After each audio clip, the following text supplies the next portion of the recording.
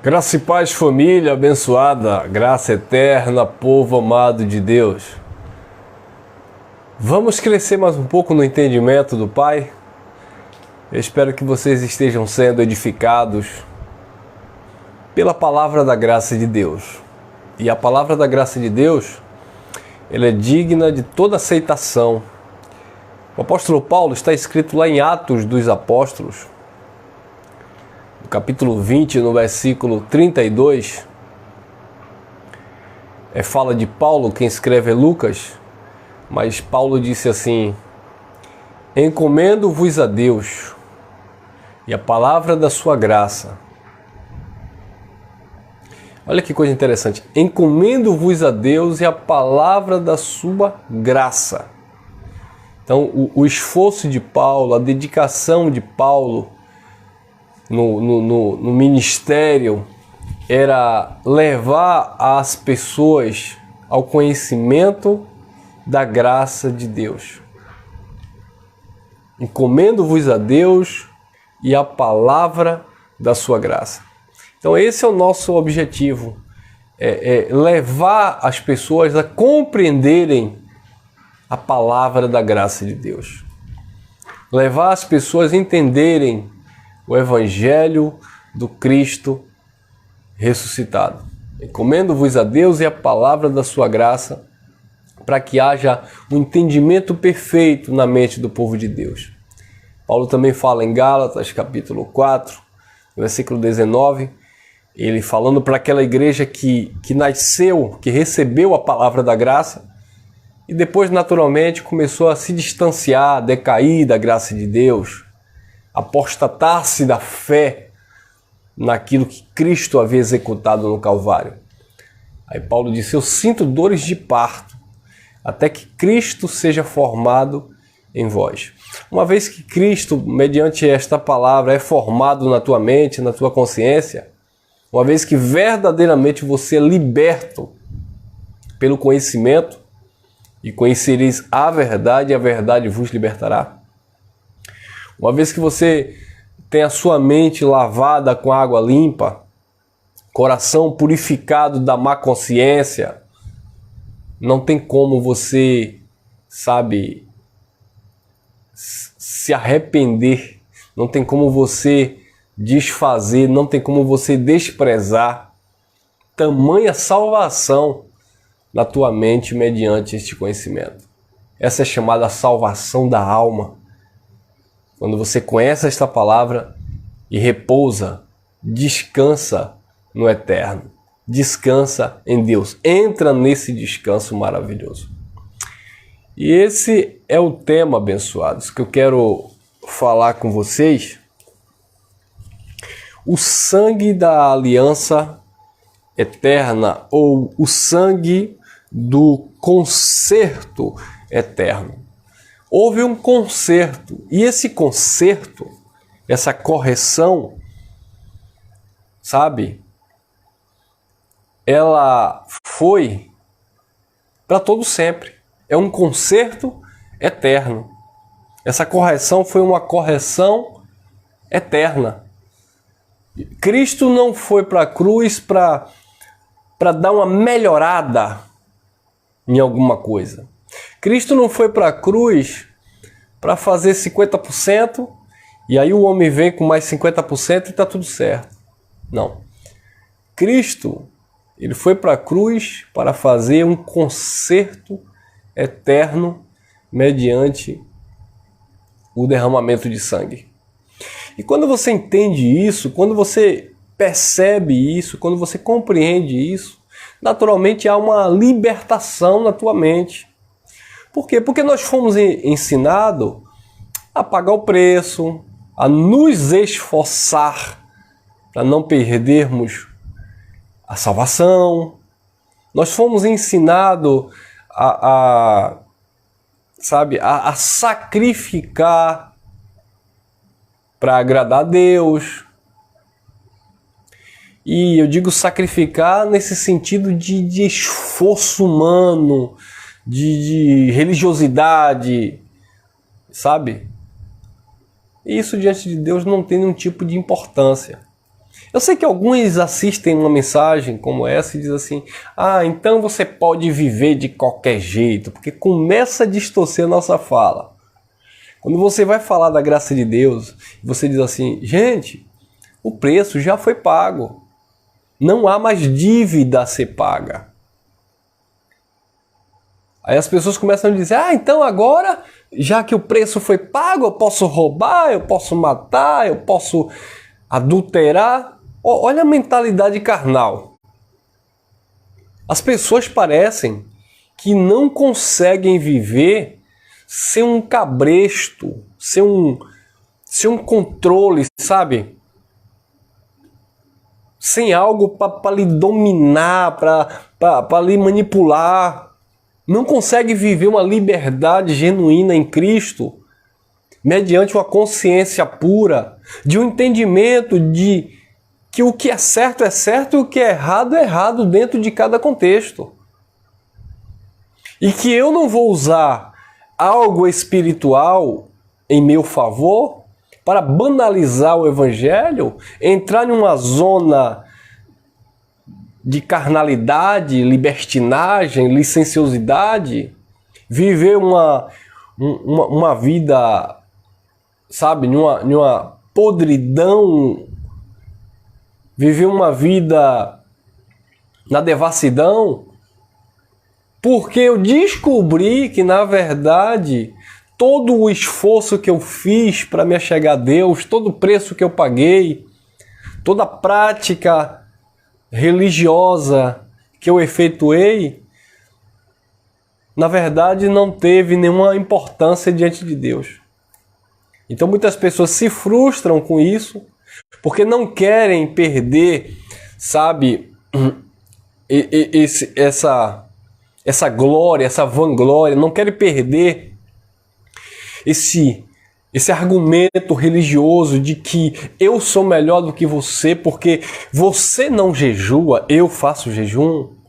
Você rouba a Deus nos dízimos e nas ofertas, eu não, eu sou dizimista, fiel e ofertante. Só me vem à memória aquele texto do publicano e o fariseu que subiu para orar ao Senhor. O publicano batia no seu peito: eu dou dízimo de tudo que eu possuo. Eu jejuo 2 vezes na semana. Sabe, eu sou crente, eu não sou como esse pecador miserável, eu não sou como os demais homens. Então o religioso ele se apega muito a isso, e por se apegar muito a isso, quando a mensagem da graça chega e revela que na verdade não depende de quem quer, nem de quem corre, mas de quem Deus se compadece e usa de misericórdia, e que nada o homem pode fazer para atribuir ao seu esforço, ao seu mérito, ao seu ego, ao seu orgulho, de que eu estou nessa posição privilegiada com Deus, eu sou salvo, eu estou, sabe, abençoado porque eu pratiquei algo que chamou a atenção de Deus. Ele não consegue largar isso porque ele quer manter isso para o resto da sua vida. Ele quer impressionar os demais com aquilo que ele se dedicou, com aquilo que ele buscou. E quando o conhecimento chega, você começa a entender desse rapaz. Você diz: tudo que eu fiz cooperou. Deus permitiu. Foi uma forma de Deus te atrair até aqui. Sabe? Deus tem os seus propósitos, a sua caminhada, os seus caminhos, que são mais altos do que os nossos caminhos.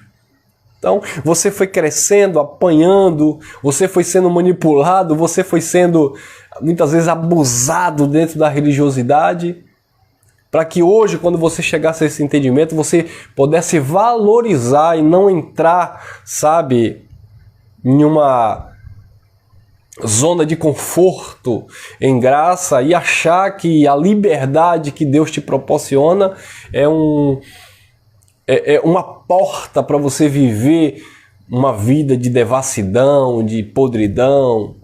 E não é. Graça de Deus é uma liberdade que nós temos em Cristo. E não um motivo para que tenhamos oportunidade para viver uma vida desgraçada. Não é isso. Então, a minha vida, o meu entendimento que eu tive durante 18 anos dentro das igrejas evangélicas, cooperou, tá? Deus permitiu. E quando eu digo, algumas pessoas dizem assim, eu não sei como eu fiquei 10, 20, 30 anos lá dentro preso. Não precisa se martirizar, não precisa reclamar. Deus permitiu tudo isso. Para que hoje você venha conhecer o Evangelho da Graça, venha valorizar esse descanso, porque se você não tivesse passado pelo erro, você não saberia hoje valorizar a palavra da graça. Se você não conhecesse a mentira, você não estaria vivendo a verdade. Se você não tivesse sido manipulado pelos homens, se você não tivesse sido escravizado pelo sistema religioso, você hoje não saberia desfrutar, ter o prazer e o privilégio de viver essa liberdade maravilhosa que nós temos em Cristo. Então tudo foi necessário.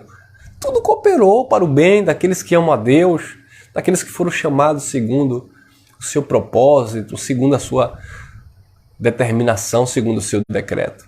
Então, não reclamem. Eu sei que tem muitos irmãos, eu recebo muitas ligações ou chamadas de WhatsApp, muitos testemunhos de pessoas que passaram 20, 30. Eu converso com pessoas de quase 80 anos. Irmão, eu passei 30 anos sofrendo, com medo do diabo, com medo de perder a salvação, com medo de Deus tomar meu emprego, com medo de Deus me colocar numa cama doente, com medo disso. Por quê? Porque a religião me ensinava isso. Que se eu falhasse, que se eu não seguisse as regras doutrinárias, aqui não tem nada a ver com o Evangelho, se eu não praticasse as liturgias, sabe, eu não iria alcançar algo, eu não iria, sabe, me salvar como se dependesse do homem. E hoje que as pessoas conhecem o Evangelho da Graça, essas pessoas estão em paz, felizes. Acabei de receber aqui uma mensagem no WhatsApp de uma pessoa que está maravilhada com essa palavra da graça de Deus. Todo medo, toda angústia, toda insegurança, toda incerteza, sabe, saiu da mente dessa pessoa. Ah, mas é porque essa pessoa nunca foi crente. Pessoas que viveram 10, 20, 30, 40 anos dentro de uma igreja, mas só aprenderam que tinha um monte de demônios ao seu redor, só aprenderam que Deus estava com um chicote estralando nas costas se a pessoa não fizesse aquilo que o pastor disse, que Deus disse que era para fazer. Porque na verdade, como Jó disse, antes eu ouvia falar de ti, mas hoje, na graça de Deus, os meus olhos, a minha mente, o meu entendimento consegue te ver, te enxergar o teu amor, a tua bondade, a tua justiça, a tua verdade. Entender que o homem, ele é justificado na sua consciência pela fé nos feitos de Cristo. E que eu vou crescendo de glória em glória, de fé em fé, sendo transformado. Com esse entendimento que vai lavando e purificando a minha mente.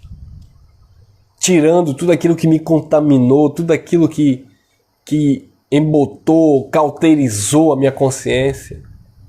Hoje eu consigo andar com as minhas próprias pernas, sendo conduzido pelo Espírito, sem medo, sabe? Por quê? Porque de fato houve um conserto no sangue de Cristo. Houve de fato uma reforma. A reforma não foi com Lutero.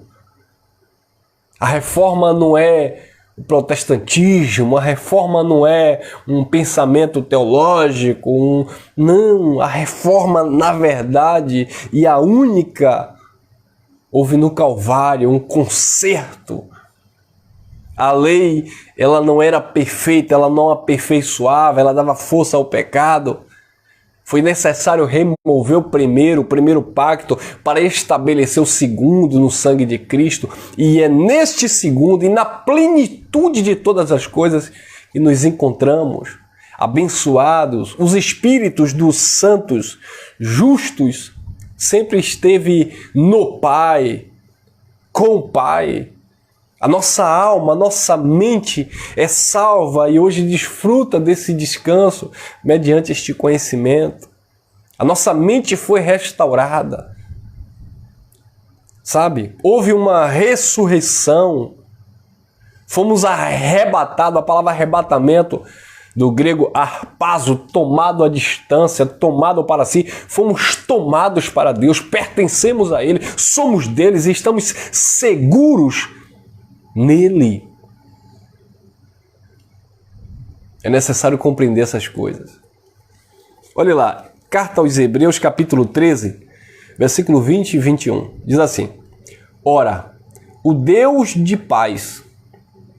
Só aqui já destrona, sabe, todo conceito religioso onde as pessoas não conseguem ter paz. E é campanha, é projeto, é propósito, é desafio com Deus, é sacrifício no altar, é jejum de Daniel, é busca do Espírito Santo, é sobe no monte, é vigília às madrugadas, é isso. Cadê a paz? E o Deus de paz, que pelo sangue do concerto eterno, houve um concerto eterno em Cristo. E o Deus de paz, que pelo sangue do concerto eterno, tornou a trazer dos mortos nosso Senhor Jesus Cristo, grande pastor das ovelhas. 21. Vos aperfeiçoe em toda boa obra para fazerdes a sua vontade, operando em vós o que perante ele é agradável, por Jesus Cristo, ao qual seja glória para todo sempre. Amém. O Deus de paz, que pelo sangue do concerto eterno, houve um concerto eterno. Quando Jesus, naquela cruz, João 19, 30, quando ele bradou, Tetelestai, está consumado, houve um concerto, a genuína reforma, sabe? Tira o velho para estabelecer o novo, tira o primeiro para estabelecer o segundo. A lei dava força ao pecado, mas onde abundou o pecado, que foi dentro do pacto da lei, superabundou a graça de Deus em Cristo. Aí Paulo fala aos Romanos, capítulo 6, versículo 14, o pecado não terá domínio sobre vós, pois não estáis debaixo da lei, mas debaixo da graça. Houve um concerto. Hebreus 7, 22 diz, de tanto melhor concerto, Jesus foi feito fiador. De quanto melhor concerto, houve um concerto. Houve uma reforma definitiva. De fato, houve esse concerto. Hebreus 7, 12 diz assim: porque mudando-se o sacerdócio, necessariamente também se faz mudança da lei. Houve uma mudança da lei. Porque mudando-se o sacerdote, necessariamente se faz mudança da lei.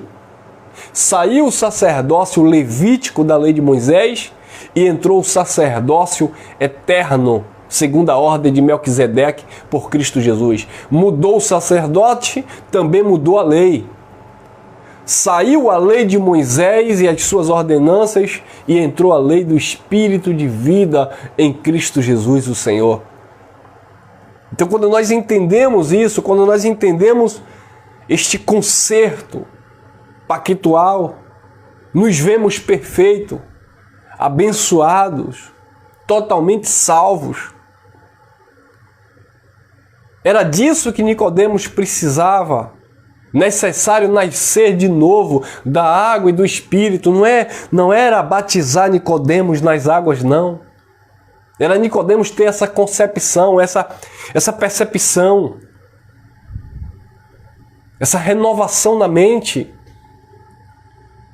essa mudança geográfica, não fisicamente, mas pactualmente falando. Quando Paulo diz aos Colossenses, capítulo 1, no versículo 13, Paulo diz: o qual nos tirou do império das trevas, da escuridão, do engano, do legalismo e nos transportou para o reino do seu amor. Quando Pedro diz, fomos tirados das trevas, da escuridão, do ministério de condenação e morte. Fomos tirados das trevas para a sua maravilhosa luz.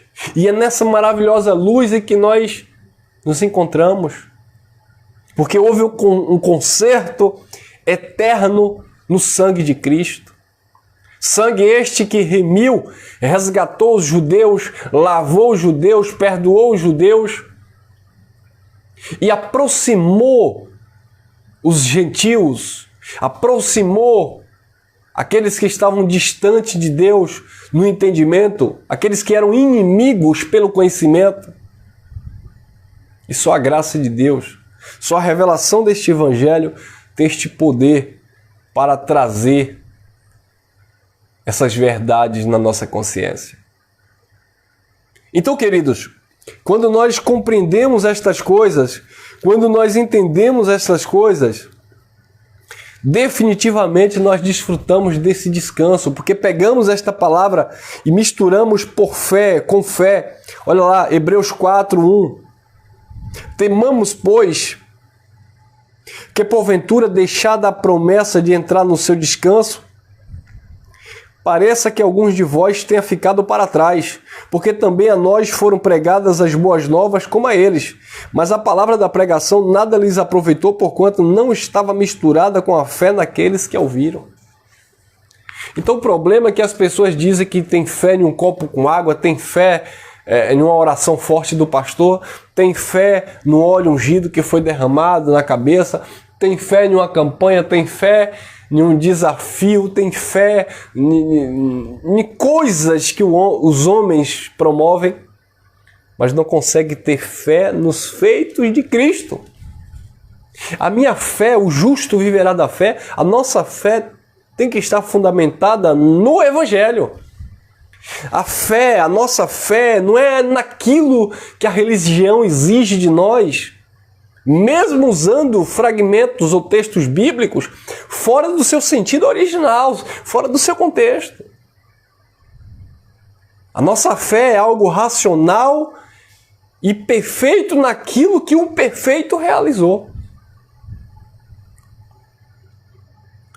Algumas pessoas não entendendo, não compreendendo o teor, o conteúdo, a profundidade desta mensagem,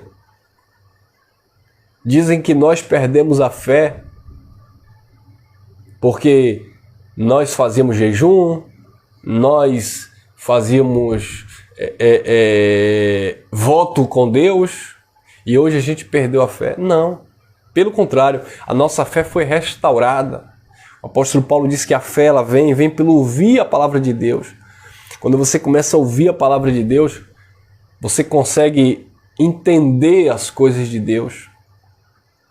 O conceito de comer da carne e beber do sangue de Jesus não é aquele conceito legalista religioso que nós aprendemos, onde você em 30 dias, ou dependendo da denominação, de ano em ano, come um pedacinho de pão e toma um copinho de suco e diz, que comunhão maravilhosa que eu tenho com Deus e com a igreja. E não é isso, abençoado. A minha comunhão com Deus tem que ser uma comunhão no entendimento de que Ele está comigo, Ele está em mim pelo Espírito. Aquele que se uniu ao Senhor se tornou um só Espírito com Ele. A minha comunhão com Deus e a minha comunhão com a igreja é entender que, embora sejamos diferentes, somos membros diferentes, mas pertencemos ao mesmo corpo, e eu daqui e você daí. A nossa comunhão ela vai além de algo tangível, palpável, porque eu abraço alguém. Ela está em uma consciência de que nós somos a família da fé. Isso é uma comunhão porque ela vem do Espírito. A nossa comunhão com Deus ela não está baseada em um momento que eu deixei de comer. A minha comunhão com Deus ela não pode estar fundamentada apenas no sentido de que eu entrei, fechei o meu quarto e vou fazer uma oração ao Pai.